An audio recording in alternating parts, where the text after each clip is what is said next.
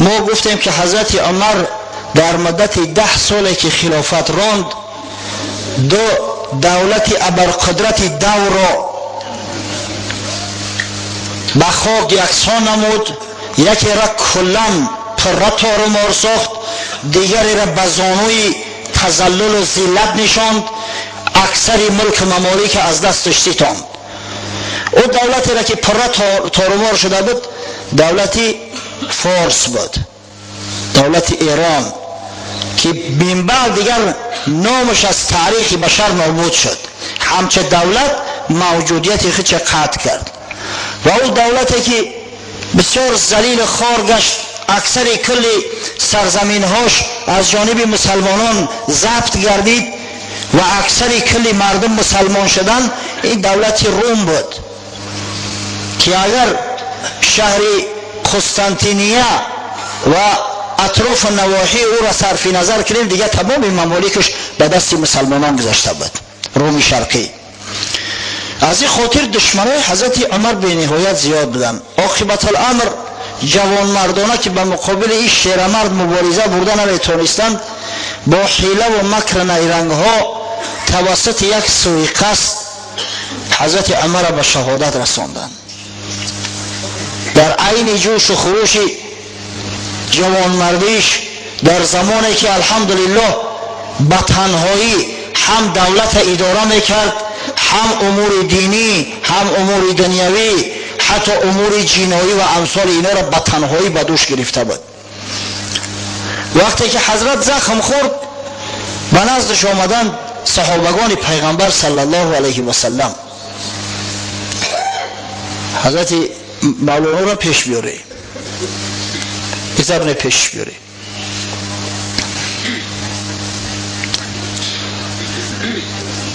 صحابگان نزدش آمدن و گفتند یا عمر ایار پیامبر صلی الله علیه و سلم، همچنانه که ابوبکر صدیق تو را امیر مؤمنان تعیین کرد، سرور مسلمانان تعیین کرد، تو نیز شخصی را به جای خود برگزین، زیرا خوف خطر آن است که در میان مسلمانان فتنه و آشوب ها برپا می گردد و این دولت عظیم و پرقدرت به حصه ها تقسیم می گردد. اما حضرت عمر گفت من مدت 10 سال تمام مسئولیت ای امت بردوش گرفته بودم، نمیخواهم که مسئول ای امت بعد مردن من باشم. اگر بالفرض من یک شخص نالایق توصیه کنم، اگر جنایات کرد منم در جرم او شریک خواهم بود. آل عمر براشو گفت همین مقدار کافی است که من مدت 10 سال امیری مسلمانان را کردم، میخواهم کلی مسئولیت را عظیمه خود واگذارم و سبکدوش گشته و سفر آخرت اختیار کنم. باز آمدن چند ایستادن، باز به طاقت گشتن نزدش آمدن، گفتن یا امیر المؤمنین تو میدانی که چی مقدار فتنه‌گرا زیاد هستند، دشمنان آشکار و نهانی مسلمانان به نهایت زیاد هستند، اگر کسی را تعیین نکنی میترسیم، خوف میبریم که مبادا برای وظیفه و منصب در میان اصحاب گرامی پیامبر یگان فتنه دشمنان برپا کنند. حضرت عمر هم احساس کرد که تا کدام درجه مسئله نازک است. از این خاطر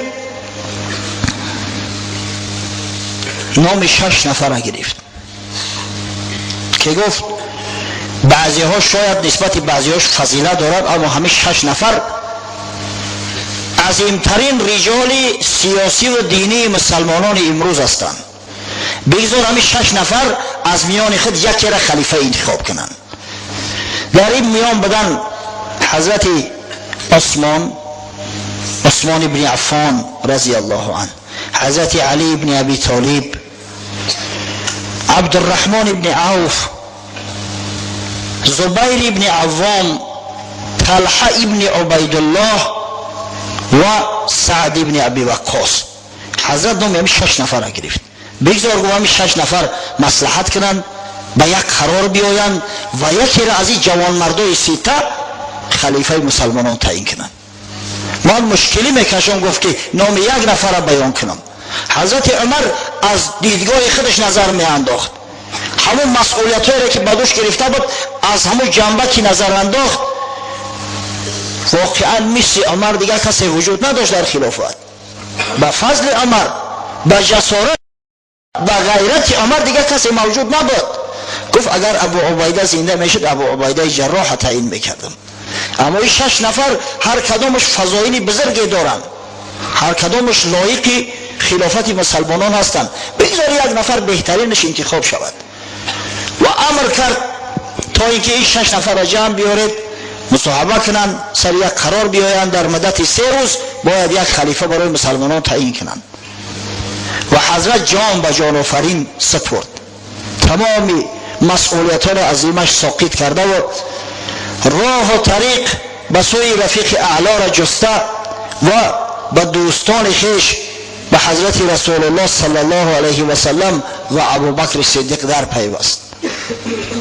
آخرین خواهشی که داشت فرزندش عبدالله را به نزد ام المؤمنین بیبی عایشه فرستاد و التماس کرد. گفت یا عایشه، من میدانم که خانه توست، منزل تو است، مالکیت شخصی است، اما اگر علاج امکان باشد اجازه ده تا مرا در پهلوی رفیقام گرانم. بیبی عایشه گفت راستی که من این موضوع را برای خودم گذاشته بودم که وقتی مردم در همینجا خاک شوم، اما عمر دوست محمد صلی الله علیه و سلم بود. همیشه وقتی که پیامبر صلی الله علیه و سلم قصه را بیان میکرد میگفت ذهبت انا و ابوبکر و عمر،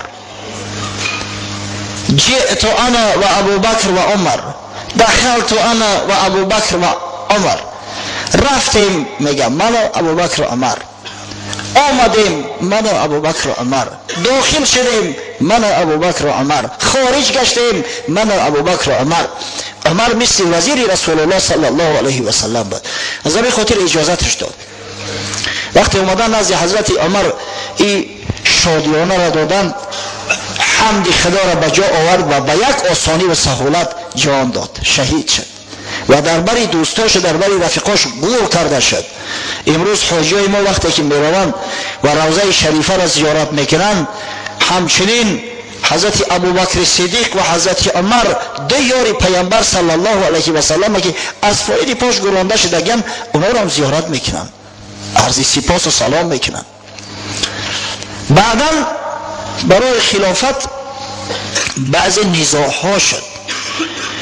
واقعا در کتاب های تاریخ سفسطه های زیاد هم آمده است، خاصتا تاریخ طبری که بسیار مفصلش گرفته است، محمد ابن جریر طبری. از این خاطر وقت شخصی که از حقیقت با خبر نیست چنین تاریخ ها را میخواند به شک شبهه میافتد.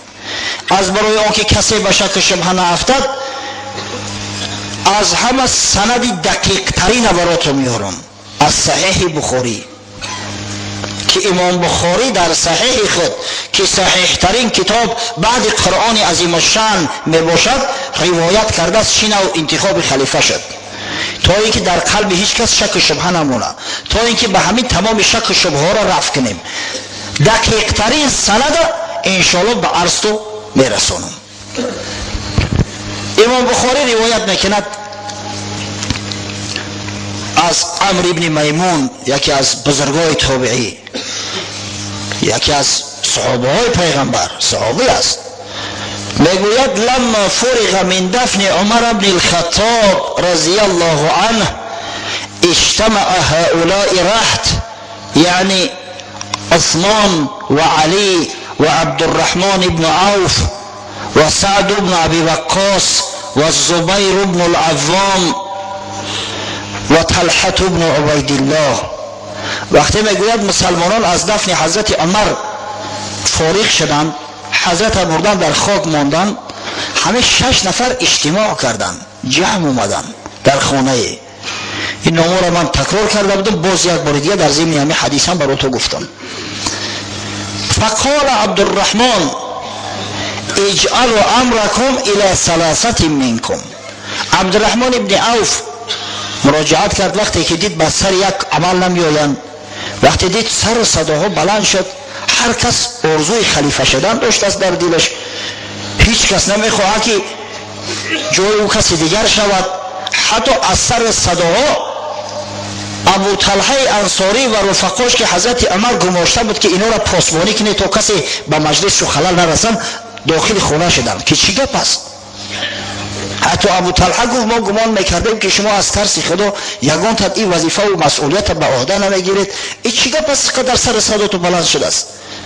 یک نفر انتخاب کنه. خلیفه باید یک نفر باشد. از این خاطر حضرت عبدالرحمن ابن عوف مراجعت کرد، گفت گوش کنه این 6 نفر زیادیم، بیایید 3 نفر اول انتخاب کنیم که از بحری حقش میگذره و حقش در یگان برادر دیگرش میته.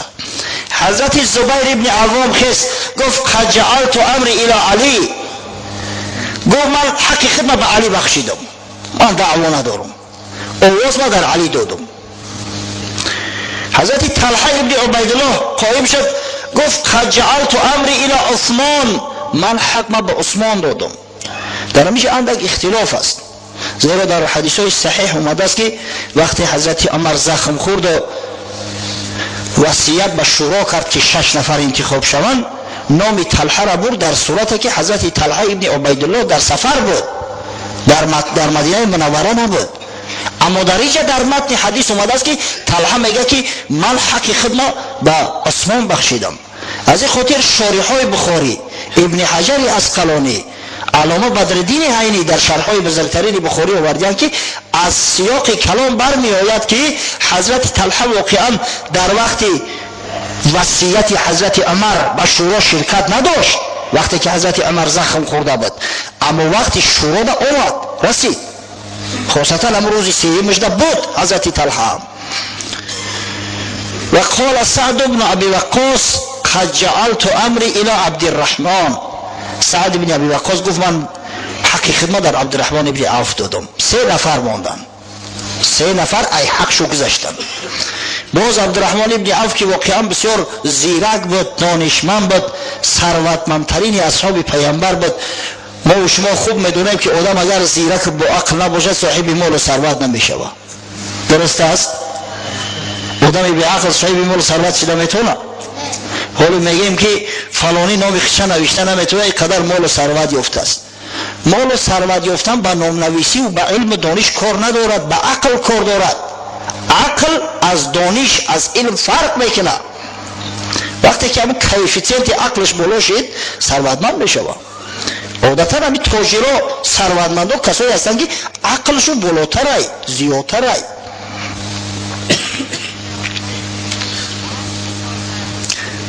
رحمتی پدرمو خدا رحمتش کنه یک مثل میزد، یک مثل میگفت، تمثیل، که یک مرد در کدام مملکت زندگی میکرده است، بیچاره فقیر و کمبغل بوده است، بسیار تحقیرش میکردند، مسخره.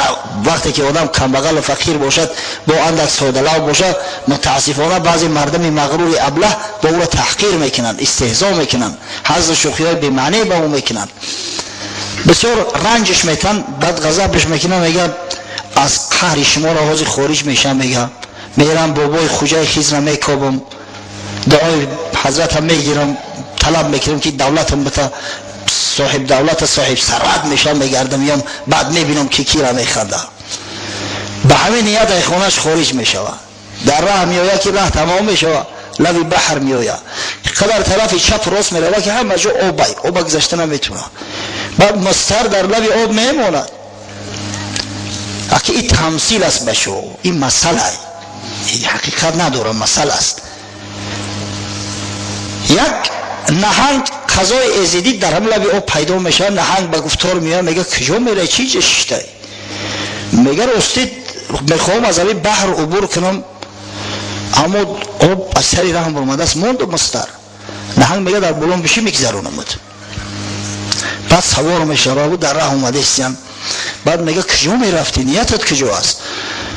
این شخص در جواب میگه بابای خوجه خیز را اگر پیدا کنم، کمتر دولت طلب کنم ای بابیم، بعد بیام در پیش دوست و دشمن اندک سیکه کنم، سولت کنم، این مردم مسخره میکنن مردم دیارم. نهنگ میگه وقتی خیز را دیدی، خیز را علیه السلام دعا و سلام ما را برسانه، التماس که ای بابیم بپرسش که سبب چی است که من سالهای پیش در یک روز 5-6 ساعت شکار میکردم، سیر میشیدم، باقی مانده روز استراحت میکردم. امروزش یک شبانه روز فقط در شکار هستم، هرگز سیر نمیشم. سببش چی باشه؟ چی علت باشه؟ این قبول میکنه. خوب میگه بعد خواهش خودم خواهشی تر میرسونم. و میآید از بحر و طرف یک شهری بسیار کلان بوده است، شهری بزرگ. پادشاه شهر شخصی عادل، غریب نواز. هر غریبی که می در آمده است شاه شخصا خودش مهمانش میگرفته است. این بیچاره کمبغل غریب مهمان میگیرد، هر دو می نشینند، بعد طعام خوردن بعد سوالش میکنه که عزم سفری کجا داری برادر؟ بعد کیسهش میکنه میخیر. پادشاه شهر میگه منم یه مشکل دارم، هیچ که در دنیا بی پرابلم نیست. میگه وقتی که بابی ما دیدید التماس که همین با سؤال ما یک پاسخ گوید که پدر من در یک سال 10 نفر حکم قتل، حکم اعدام میداد. به حد سیاست داشت که کسی جرأت نمیکرد که فتنه انگیزد. من هر سال زیاده از 100 نفر قتل میکنم، باز در این گوشه و بعضا در گوشه دیگر مملکت شورش ها برپا میکنن، قیام میشود، بر ضدم اغوا میاندازن. سببش چی باشد؟ خوب اگر دیدمش قبول میرسانم سخن احترام. قصه کوتاه میآید. یک روز در بیابان با عذاب رفته است که یک موش سفید میبینه، در پشتارش یک کلوری وزنین. مردک خوب دست خچم میآید، میگه بیا بابا یاردمت کنم. میگیره کلوارش در سری ارقام اندازه پشتاره میکنه. در راه میآیم، بعد سوالش میکنه.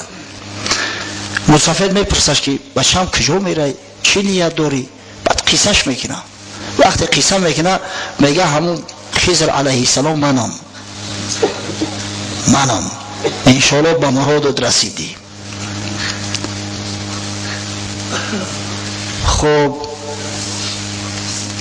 بعد سخن او مردم هم میرسونش که همون یک ماهی بعد التماس کرد که از بابیم سوال که من اسیر نمیشم، سببش چی باشه؟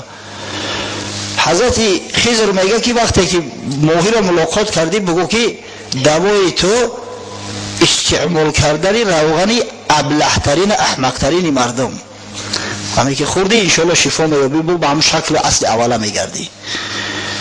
بعد شاه در نزدش ذکر میکنه که همون شاه هم التجا کرد که خبری ما را برسون. سؤال شاه وقتی میگه به شاه بگو که تو زن هستی، زن، پدر تو مرد بود. از این خاطر همه 10 نفر هم که میکش سیاست داشت. تا از بس که زن هستی 1000 نفر هم که بکشه حتما شورش میشود. اگر چند مردم خبر ندارن اما تو زن هستی، آخی زن سیاست نداره. بعد این مرد بسیار شکرگزاری میکنه، روانه میشه، میگه بیای عقلت بتم. بسیار سروسیمه بد بدهی دولت دادم، بیای عقلت هم بتم. میگه بابی ما عقل خودم معمول همین زیادی کرده استای، ای بسیاری عقل به همین حال غلطی بگیم. تامی دولتم بته ایشالله عقلم کافی است، بس است، بسنده میکنه. گفته مردک همه عقل پیشروی دولت بیو کمتر عقل تم بتون که همون دولت هم محافظت کنی. گفت نه بابی تامی دولتم بته ای زیاد ایت طلب ندارم. خیلی گفت برا دولت دادیم آمد به شهری همون ملکه در آمد. بعد در خلوت قبولش کرد، اول پرسیش کرد که دیدی بابی ما؟ گفت دیدم. پرسیدش گفت بله. چی گفت؟ گفت بابید میگه که تو زن هستی، ایامی خاطر سیاست نداری. ملکه گفت با این زن بدن ما را کسی نمیدونست. پدر و از بس که پسر نداشت تمام دایه و تمام خدمتگارا را همه را نیست نابود کرد. همچه پسر مرا کلان کرده است هیچ که نمیدونه. اگه تو آگاه شدی و ازدی پروردگار بیا که گفت تو را نکاح میکنم میگیرم، همین دولت سالت همه ای تو پادشاه همین مملکت اعلانت میکنم. گفت ما چه کنم ملکی ترا و پادشاهی ترا؟ بابیم دولتم داده است در مملکت خودم، میرم سکه میکنم در پیش دوست و دشمنان را میسوزانم. گفت اخی مردی به عقل و تو پادشاه بشه بعد بخوی مملکتت میریم اخی در موکب در کوکب پادشاهی میره برات بهتر نیسته؟ گفت نه لازم نیسته، ولی من کبرم اول دولت سالتی را که بابیم داده است بگیرم. قیسه کوتاه میویه لبی بحر قبول نمیکنه پیشنهادی همون پادشاه زنه. بعد نهنگ هم بیچاره منتظر ایستاده است، در بروش سوارش میکنه و در راه رفته است. بعد میپرسش که چی شد؟ بعد این مردی ابله به عقل قیسه پادشاه را میکنه یا برا که گذشته خیلی یک زن التماس کرد و در آخر بعد میگه که بابیم گفت که همه احمقترین مرد اگر خوردی به همون اصل اوله میشه. این نهنگ اندیشه میکنه آخی من در دریا باشم، این مردم در روی خاک باشن، ایده به عقلتر اوله که جومیو یک ملک سرزمین پیشنهادش کرده قبول نکرده است، میگیره همون لحظه استعمالش میکنه میره و فروش میبره. عقل پیشروی دولت است. کسی که دولت سهولت زیاده همه دلالت به اون میکنه که کوفیسینت عقلش بلنده. خب عبدالرحمن ابن عوف رضی الله عنه از ثروتمندترین اصحاب پیامبر صلی الله علیه و سلم است. عقل فراستش هم بسیار بلند بود. از این خاطر به شیخین مراجعت کرد، به حضرت علی و حضرت عثمان. گفت ایکما تبرأ من هذا الامر فنجعله الیه. کدام شما گفت از خلافت دست میکشه تا اینکه انتخابی اختیار انتخاب کردن در دستش بتیم. هر کدام که به اختیار خود از خلافت دست بکشه همه اختیار انتخاب در دستش میتیم، کسی را بخواه انتخاب کنه. هر دو میگه سکوت کردن، هم حضرت عثمان و هم حضرت علی، هر دو فضیلت های بی‌نهایت زیاد دارن. بعد باز گفت افتجعلونه الیه، آیا گفت مرا انتخاب میکنه نباشه، یا مرا انتخاب کنه که من یک نفر شما را به خلافت نامزد اختیار کنم. فالله علی الله آلو ان افضلکم، قسم به خدا گفت، خدا شاهد است که من تمام سعی و کوشش ما به خرج میدهم تا اینکه بهترین شما را انتخاب کنم. قال نعم، گفتن آره بله ما قبول داریم. حضرت اول دستی حضرت علی را در دستش گرفت، گفت لک قرابت من رسول الله صلی الله علیه و سلم والقدم فی الاسلام ما قد علمت. گفت حقیقتا تو خیش تبار نزدیک پیامبر صلی الله علیه و سلم هستی، تو قدم در اسلام داری، تو از مسلمانای اول هستی، تو از خدمتگارای رسول الله صلی الله علیه و سلم هستی، تو پرچم بردار اسلام هستی، شرف مسلمان ها هستی. فالله علیک لئن امرتک لتعدلن ولئن امرت عثمان لتسمعن ولتطیعن. گفت خدا را شاهد بگی، شاهد بگی، قسم به خدا یاد کن که اگر من تو امیر تعیین کنم، امیر مسلمانان، با عدل رفتار کنی، عادل باشی. و اگر بالفرض حضرت عثمان اختیار کردم، حضرت عثمان امیر تعیین کردم، تو گوش دهی و اطاعت کنی. حضرت علی سوگند یاد کرد، بعد دست حضرت عثمان گرفت و همه سخلا را به حضرت عثمان رساند. واقعا حضرت عثمان هم خیش نزدیک رسول الله صلی الله علیه و سلم است.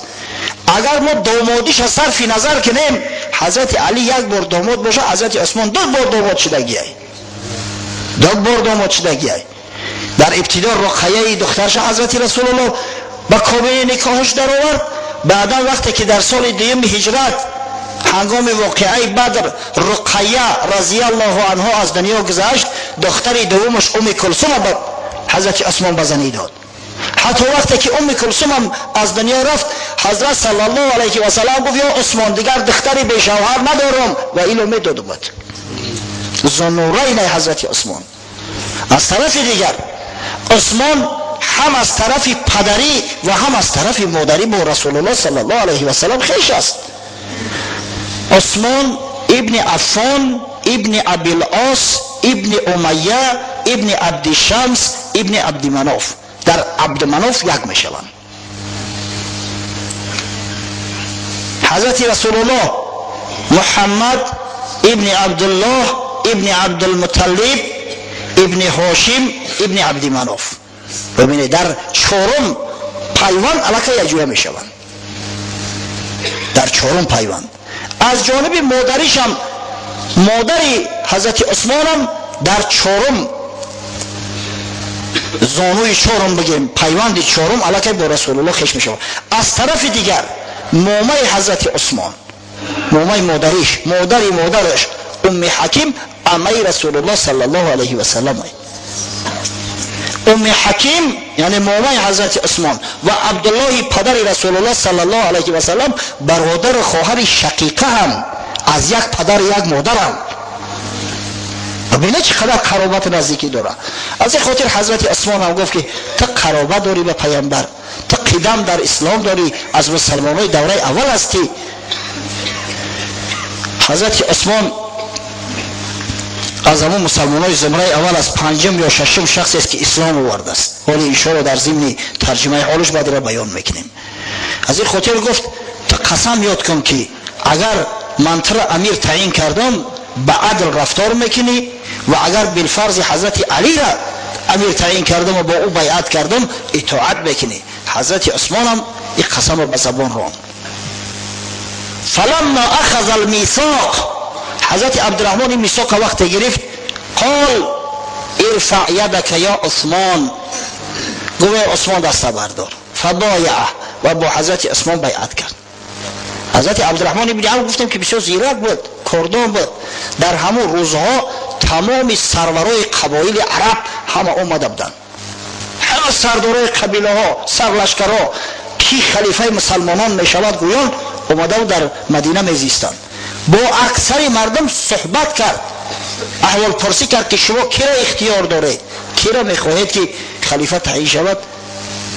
دید که در بینش قریب که برابری است، و قدر اختلافی نیست و قدر ضدیتی نیست. بعضی کتاب ها متاسفانه خطا گفتند. حتی دیدیم در البدایه و النهایه ابن کثیر، علامه بزرگ ابن کثیر میگه که گویا که غیر از عمار ابن یاسر و مقداد ابن اسود کسی طرفدار حضرت علی نبود. اما این دروغ محض است، زیرا که وقتی مأخذا را میبینیم حتی میبینیم که اکثر طرفدار حضرت علی بودند. اما وقتی که بیعت شد با شرط و قید، حضرت علی دیگه شخصی بود که با عثمان بیعت کرد. بعد عبدالرحمن ابن عوف عثمان رضی الله عنه حضرت علی بیعت کرده است. فراموش نکنه برادر عزیز، دوم شخصی که با عثمان بیعت کرده است. این روز این فتنه‌گرای ملعون ببینید چه تهمت‌هایی میزنن. گویا علی مظلوم بود، گویا خلافت از او به ظلم ستاندن، به ظلم ستاندن بیعت نکرد، هرگز بیعت نمیکرد. حتی سفسطه‌ها میگن که گویا که علی از جانش میترسید، خوف به جانش میبرد. شیر خدا، شمشیر خدا، کسی که از مسلمانای خیبر نترسید، دروازه آهنی را گرفت، کند ایجاش، دور انداختش، بعد هوشش رفت. از شدت وزنینی او دروازه و از شدت همون قوتی که استفاده برده بود. شخصی که از هیچ کس غیر خدا ذره سری ترس نداشت، گویا که ترسیده باشه از جانش بیعت کرده باشه. این سفسطه ها را یستمونه برادر عزیز. چند گوی مرتضی مظلوم بود، از سیاست راندن محروم بود. چون علی شیری حق است تاج سر، ظلم نتوان کرد با شیر ای پیسر. ای بنامه داره که بگوی مصطفی حضرت مرتضی علی مرتضی مظلوم بود، محروم بود. علی شیری خدا است، پیغمبر شیری خداش گفته است با شیر ظلم کرده میشود. کی با شیر ظلم میکنه؟ روبه ها میتونه که با شیر ظلم کنن. ای پسر تو بینشانی از علی، عین یا و نام دانی از علی. مرتضی را میمکن با خود قیاس، زان که در حق غرق بود آن حق شناس. مفسرا شارحا سببی با عثمان بیعت کردن حضرت عبدالرحمن ابن عوف در چی میدونند؟ در آن که وقتی که پیش حضرت علی اومد گفت یا علی، طبق فرموده خدا و پیغمبر خدا و طبق عمل دو صحابی بزرگ ابوبکر صدیق و عمر فاروق امیری مسلمانان را به عهده میگیری؟ حضرت دیده شد، بسیار امر مخوف است. اون مردم از قیامت میترسن، از حساب و کتاب پیش پروردگار میترسن. گفت واقعا امر مشکل هستیم، اما موافق علم و دانش خودم سعی کوشش میکنم.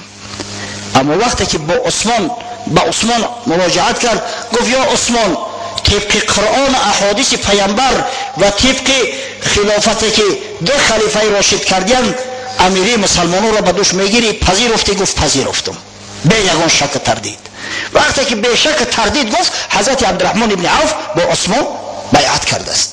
از همین خاطر حضرت علی هم گیله‌مند نبود. بعد عبدالرحمن ابن عوف حضرت علی با عثمان بیعت کرد و حضرت عثمان ابن عفان خلیفه سوم مسلمانان اعلان گشت. خب اکنون میگذاریم به بعض فضایل حضرت عثمان و به ترجمه حالش انشاءالله تا به زمان فتنه ها و نهایت جام شهادت نوشیدن حضرت عثمان رضی الله عنه. حضرت عثمان از عشره مبشره است، از کسانی هست که پیامبر صلی الله علیه و سلم در وقت زنده بودنش ایشان را بشارت بر جنت داده است. دلیل ها به نهایت زیاد هستند در این موضوع. حتی اگر دلیل های صراحتش یک سگذاریم، دلیل های دلالتی هم به نهایت زیاد است. حضرت صلی الله علیه و سلم فرموده بود: من یحفر بئر رومه فله الجنه. هر کسی که چاه رومه را از برای مسلمانان کسب میکند، بر او جنت واجب میگردد، او داخل جنت میشود. بئر رومه یا چاه رومه شیرین ترین آب مدینه است. در دست یک یهودی ملعون بود، آب با پول به مسلمانان میفروخت. حضرت عثمان هنگام همون تازه و حفریات چاه به همون یهودی مراجعت کرد، گفت بیا من قطعت شریک بشم، یا حصه سهمیه های همی چاه هم بخرم. پول به نهایت زیاد پیشنهاد کرد. به بعض روایات حتی میگن 30,000 دینار داد است. یهودی را هم شریکش گرفتش، یعنی که نیم چاه از حضرت عثمان بود، نیم دیگرش از یهودی. بعد حضرت عثمان گفت بیا نوبت را تقسیم کنیم، یک روز تو صاحب چاه هستی، یک روز من. قبول کرد. او یهودی هیچ وقت راضی نبود که حقیقت چاه در مسلمان ها بفروشه، اما زیرکی و کاردانی حضرت عثمان ها ببینه. یک روز یهودی صاحب چاه میشد، آب میفروخت، روز دیگر نوبت حضرت عثمان میشد، آب چاه بر رایگان به مردم مسلمان میداد. و در همین یک روز مسلمان ها هم خدر آب ذخیره میکردن که بر روز دیگرشون برسه. دیگر هیچ کلمه خرید آب غیر یهودی ها. یهودی دید که احوالش بد بشود، یگان فایده و منفعت ناومده است در دست، خودش اختیارا پیشنهاد کرد، گفت بیا حصه برام بخر، بیا سهمیه های مورم بگی جا مخلص شود. حضرت عثمان چاه خریداری کرد و در اختیار مسلمان ها تسلیمش کرد. ببین پیغمبر گفت هر کسی که چاه رومه را در تسلیم مسلمان ها وارد میکند، برای او جنت واجب میگردد. و این شخص حضرت عثمان بود. در حدیث های صحیح اومده است، بخاری روایت میکنه، در تعلقات بخاری اومده است که پیامبر صلی الله علیه و سلم فرمود: من جهز جیش العسره فله الجنه. هر کسی که لشکر اسره، لشکر مشقت مجهز میکند به اسلحه، به خوراکه، به لباسه، بر او جنت واجب میگردد. حضرت عثمان مجهزش کرد. لشکر اسره لشکر را میگن که هنگام حرب تبوک رسول الله صلی الله علیه و سلم جمع آوری کرد. چرا اسره گفته می شود؟ زیرا که اولا ماهی به نهایت گرم بود، میانه تابستان بود، به نهایت گرم بود، گرمی طاقت فرسا بود.